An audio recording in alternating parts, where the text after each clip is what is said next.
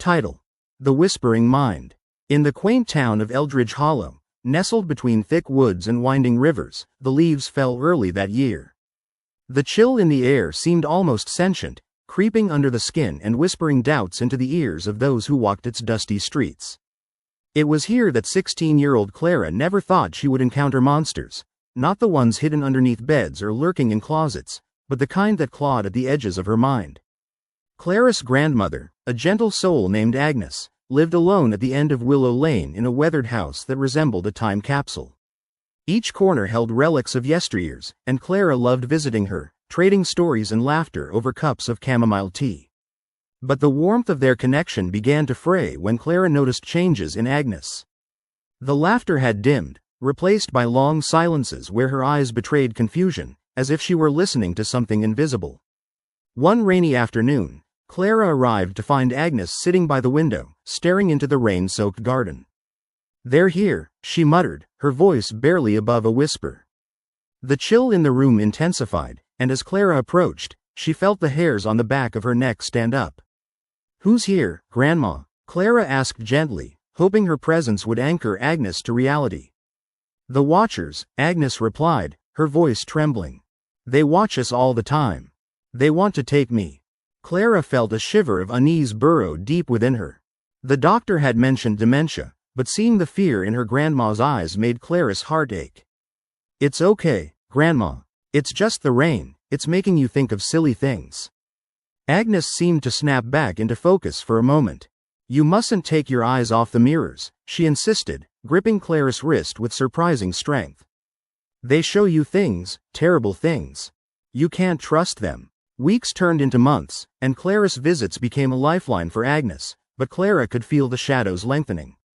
Whispered conversations filled the empty spaces of the house, and Agnes began to tell tales of figures lurking just out of sight.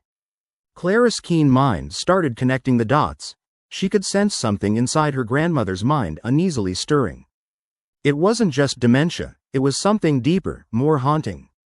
One stormy night, Clara's curiosity got the better of her. She rummaged through Agnes's belongings, hoping to find some semblance of the woman who had once painted vibrant pictures of lush fields and sunny days. Among the faded photographs, she found an old journal, brittle and whispering secrets long hidden. The pages were filled with frantic handwriting, occasionally broken by wild sketches of twisted faces and deep-set eyes. Lines repeated over and over. "They're always watching. Do not trust the reflections." Clara felt a pit form in her stomach.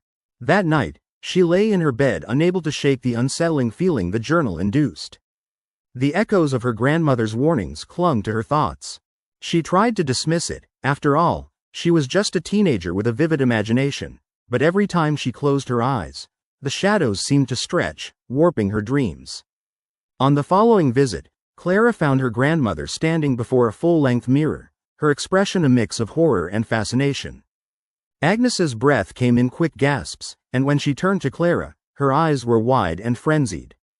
"They're coming for me," she shrieked, pointing at the mirror. "Can't you see them?" Clara approached, the air thick with tension. But all she could see was her reflection in an empty room behind her.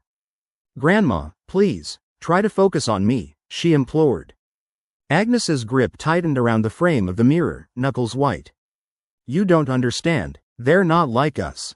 They want to take my mind, my soul." As she spoke, a shadow flickered at the edge of the glass, a dark figure that made Clara's heart race. Suddenly, the lights flickered, plunging the room into semi-darkness. The whispers came again, swirling like a tempest within Clara's mind. "You're not safe. It's more than dementia. It's in her head and yours too." Clara stumbled backwards, the cold sting of fear numbing her limbs. "Stop it, you're scaring me," she shouted, grasping the edges of the mirror. But as she did, the surface rippled, transforming into a dark abyss. 1,000 reflections of herself stared back, and within those reflections, forms twisted and wailed, crying for her attention. With a surge of chaotic energy, Clara broke free, pulling her grandmother towards the door. "We need to get out of here, now." She felt the weight of the whispers pulling at her, desperate to be heard. But Agnes stood her ground, tears streaming from her eyes.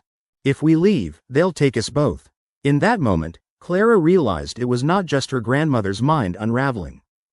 The whispers were pouring from Agnes's soul, snagging the threads of Clara's sanity.